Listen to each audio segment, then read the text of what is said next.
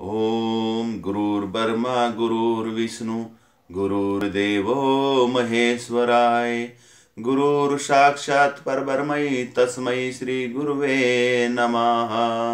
बोलिए गुरुदेव भगवान की जय, भोले बाबा की जय, माता पार्वती की जय, पितृ देवताओं की जय।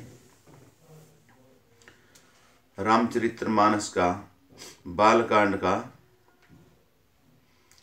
155 पेज से स्टार्ट हुआ है। नित्य नए 1,00,000 ब्राह्मणों को कुटुंब सहित निमंत्रित करना। मैं तुम्हारे संकल्प के काल अर्थात 1 वर्ष तक प्रतिदिन भोजन बना दिया करूंगा। हे राजन, इस प्रकार बहुत ही थोड़े परिश्रम से सब ब्राह्मण तुम्हारे वश हो जाएंगे। ब्राह्मण हवन यज्ञ और सेवा पूजा करेंगे तो उस पर संबंध से देवता भी सहज ही वश में हो जाएंगे। मैं एक और पहचान तुमको बताए देता हूं कि मैं इस रूप में कभी न आऊंगा। हे राजन, मैं अपनी माया से तुम्हारे पुरोहित को हर लाऊंगा। तप के बल से उसे अपने समान बनाकर 1 वर्ष तक यहाँ रखूंगा। और हे राजन सुनो, मैं उनका रूप बनाकर सब प्रकार से तुम्हारा काम सिद्ध करूंगा। हे राजन, रात बहुत बीत गई, अब सो जाओ। आज से तीसरे दिन मुझसे तुम्हारी भेंट होगी। तब के बल से मैं घोड़े सहित तुमको सोते ही घर पहुंचा दूंगा। मैं आओ बेसोई बेसुधरी, पहचाने हूँ तब मोही। जब एकांत बोलाई सब कथा सुनाऊं तो ही। अर्थात मैं वही पुरोहित का वेश धर कर आऊंगा। जब एकांत में तुमको बुलाकर सब कथा सुनाऊंगा तब तुम मुझे पहचान लेना। राजा ने आज्ञा मानकर शयन किया और वह कपट ज्ञानी आसन पर जा बैठा। राजा थका था, उसे खूब गहरी नींद आ गई, पर वह कपटी कैसे सोता, उसे तो बहुत चिंता हो रही थी। उसी समय वहां कालकेतु राक्षस आया। जिसने सुअर बनकर राजा को भटकाया था, वह तपस्वी राजा का बड़ा मित्र था और खूब छल परपंच जानता था। उसके 100 पुत्र और 10 भाई थे, जो बड़े ही दुष्ट, किसी से न जीते जाने वाले और देवताओं को दुख देने वाले थे। ब्राह्मणों, संतों और देवताओं को दुखी देखकर राजा ने उन सब को पहले ही युद्ध में मार डाला था। उस दुष्ट ने पिछला वैर याद करके तपस्वी राजा से मिलकर सलाह विचारी, षड्यंत्र किया और जिस प्रकार शत्रु का नाश हो वही उपाय रचा। भावी वश राजा प्रताप भानु कुछ भी न समझ सका। रिपु तेजसी अकेली अपी, लघु करी गनियन ताहु। अजहु देत दुख रवि, शशि सिर अवशेषित राहु। अर्थात तेजस्वी शत्रु अकेला भी हो तो भी उसे छोटा नहीं समझना चाहिए। जिसका सिर मात्र बचा था वह राहु आज तक सूर्य चंद्रमा को दुख देता है। तपस्वी राजा अपने मित्र को देख प्रसन्न हो उठकर मिला और सुखी हुआ। उसने मित्र को सब कथा कह सुनाई। तब राक्षस आनंदित होकर बोला, हे राजन सुनो, जब तुमने मेरे कहने के अनुसार इतना काम कर लिया तो अब मैं शत्रु को काबू में कर ही लिया। मैंने शत्रु को काबू में कर ही लिया। समझो तुम अब चिंता त्याग सो रहो। विधाता ने बिना ही दवा के रोग दूर कर दिया। ओम नमः शिवाय। कुल सहित शत्रु को जड़ मूड़ से उखाड़ कर बहाकर आज से चौथे दिन मैं तुमसे आ मिलूंगा। इस प्रकार तपस्वी राजा को खूब दिलासा देकर वह महामायावी और अत्यंत क्रोधी राक्षस चला। उसने प्रताप भानु राजा को घोड़े सहित अक्षण भर में घर पहुंचा दिया। राजा को रानी के पास सुलाकर घोड़े को अच्छी तरह से घुड़साल में बांध दिया। राजा के उपरोहित ही हरि ले गयो बहोरी, लहरा खेसी गिरी खो, महु माया करी मति भोरी। अर्थात फिर वह राजा के पुरोहित को उठा ले गया और माया से उसकी बुद्धि को भ्रम में डालकर उसने पहाड़ की खोह में ला रखा। वह आप पुरोहित का रूप बनाकर उसकी सुंदर सेज पर जा लेटा। राजा सवेरा होने से पहले ही जागा और अपना घर देखकर उसने बड़ा ही आश्चर्य माना। मन में मुनि की महिमा का अनुमान करके वह धीरे से उठा, जिसमें रानी न जान पावे। फिर उसी घोड़े पर चढ़कर वन को चला गया। नगर के किसी भी स्त्री पुरुष ने नहीं जाना। दोपहर बीत जाने पर राजा आया। घर घर उत्सव होने लगे और बधावा बजने लगा। जब राजा ने पुरोहित को देखा तब वह अपने उसी कार्य का स्मरण कर उसे आश्चर्य से देखने लगा। राजा को तो 3 दिन युग के समान बीते। उसकी बुद्धि कपटी मुनि के चरणों में लगी रही। निश्चित समय जानकर पुरोहित बना हुआ राक्षस आया और राजा के साथ ही की हुई गुप्त सलाह के अनुसार उसने अपने सब विचार उससे समझाकर कह दिए। नरप हर्षेउ पहिचाने गुरु भरम बस रहा न चेत, बरे तुरंत सत सहस बर विपर कुटुंब समेत। अर्थात संकेत के अनुसार गुरु को उस रूप में पहचान कर राजा प्रसन्न हुआ। भ्रमवश उसे चेत न रहा कि यह तपस मुनि है या कालकेतु राक्षस। उसने तुरंत 1 लाख उत्तम ब्राह्मणों को कुटुंब सहित निमंत्रण दे दिया। पुरोहित ने 6 रस और 4 प्रकार के भोजन, जैसा कि वेदों में वर्णन है, बनाए। उसने मायामयी रसोई तैयार की और इतने व्यंजन बनाए जिन्हें कोई गिन नहीं सकता। अनेक प्रकार के पशुओं का मांस पकाया और उसमें उस दुष्ट ने ब्राह्मणों का मांस मिला दिया। सब ब्राह्मणों को भोजन के लिए बुलाया और चरण धोकर आदर सहित बैठाया। जो ही राजा परोसने लगा, उसी काल के तुकृत आकाशवाणी हुई, हे ब्राह्मणों, उठ उठकर अपने घर जाओ। यह अन्न मत खाओ, इसके खाने में बड़ी हानि है। रसोई में ब्राह्मणों का मांस बना है। आकाशवाणी का विश्वास मानकर सब ब्राह्मण उठ खड़े हुए। राजा व्याकुल हो गया, परंतु उसकी बुद्धि मोह में भूली हुई थी। होनहारवश उसके मुंह से एक बात भी न निकली। बोले विपर सकोप तब नहीं कछु की नए विचार, जाई निशाचर हो नर पे मूड सहित परिवार। अर्थात तब ब्राह्मण क्रोध सहित बोल उठे। उन्होंने कुछ भी विचार नहीं किया। अरे मूर्ख राजा, तू जाकर परिवार सहित राक्षस हो। हे नीच अक्षत्रिय, तूने परिवार सहित ब्राह्मणों को बुलाकर उन्हें नष्ट करना चाहा था। ईश्वर ने हमारे धर्म की रक्षा की, अब तू परिवार सहित नष्ट होगा। संबत मध्य नाश तब हो, जलदाता न रही कुल को, नरप सुनी श्राप विकल अति त्रासा, भय बहोरी बर गिरा आकाशा। अर्थात 1 वर्ष के भीतर तेरा नाश हो जाए, तेरे कुल में कोई पानी देने वाला तक न रहेगा। साफ सुनकर राजा भय के मारे अत्यंत व्याकुल हो गया।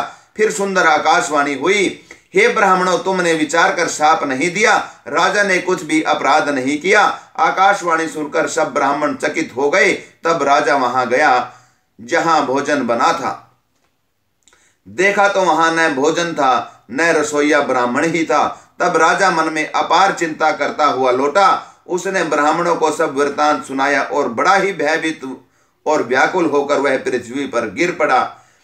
भूपति भावी मिटई नहीं, जतपि न दूषण तोर, किए अन्यथा होई नहीं, विपर श्रापि अति घोर। अर्थात हे राजन, यद्यपि तुम्हारा दोष नहीं है तो भी होनहार नहीं मिटता। ब्राह्मणों का शाप बहुत ही भयानक होता है, यह किसी तरह भी टाले नहीं टल सकता। ऐसा कहकर सब ब्राह्मण चले गए। नगर वासियों ने जब यह समाचार पाया तो वे चिंता करने और विधाता को दोष देने लगे, जिसने हंस बनाते बनाते कौवा कर दिया।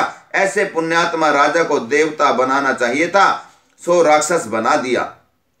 पुरोहित को उसके घर पहुंचाकर असुर कालकेतु ने कपटी तपस्वी को खबर दी। उस दुष्ट ने जहां तहां पत्र भेजे, जिससे सब वैरी राजा सेना सजाकर चढ़ दौड़े और उन्होंने डंका बजाकर नगर को घेर लिया।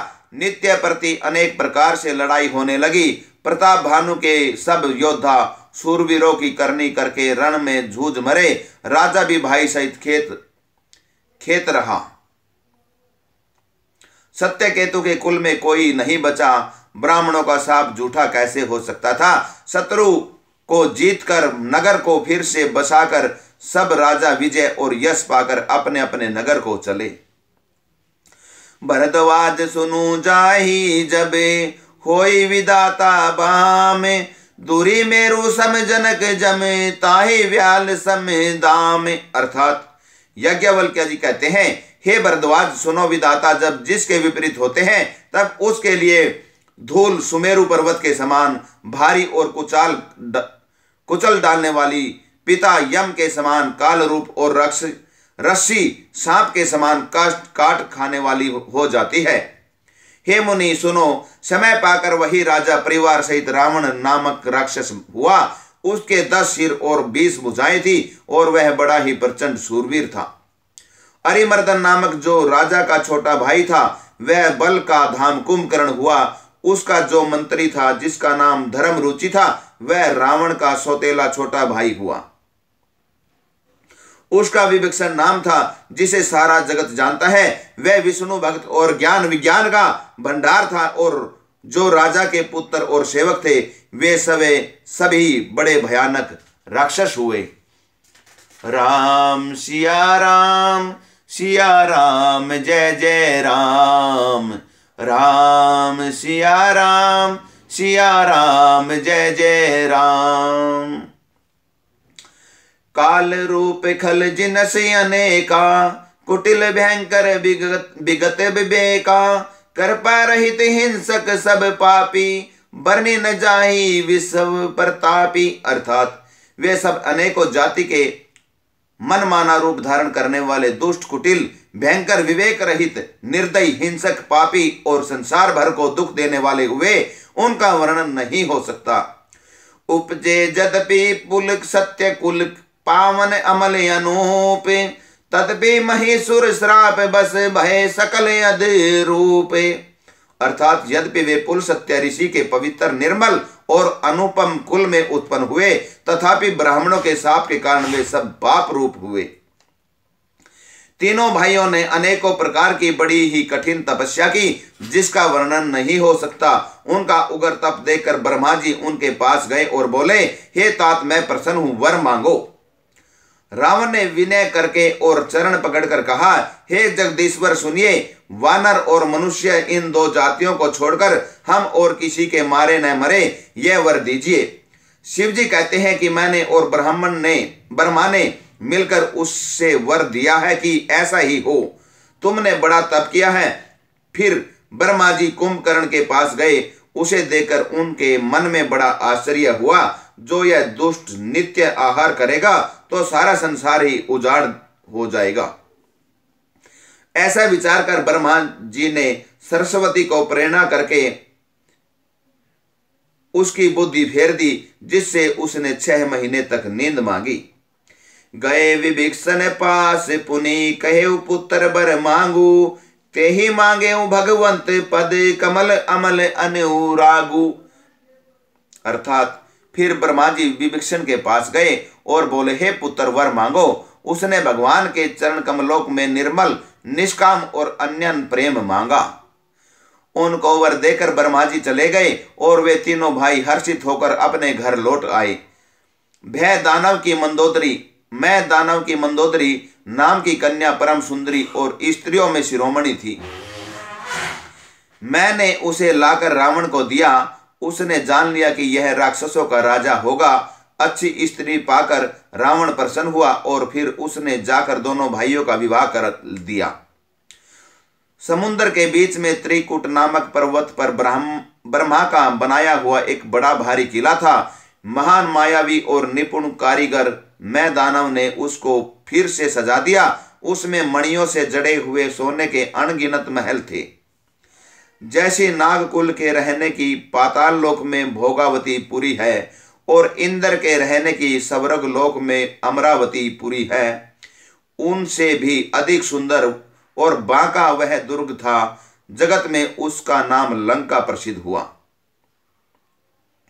खाई सिंधु गंभीर अति, चारु दिशि फिरी आवे, कनक कोटि मणि खचित, दरड़ बरनी न जाई बनाव। अर्थात उसे चारों ओर से समुद्र की अत्यंत गहरी खाई घेरे हुए है। उस दुर्ग के मणियों से जड़ा हुआ सोने का मजबूत परकोटा है। जिसकी कारीगरी का वर्णन नहीं किया जा सकता।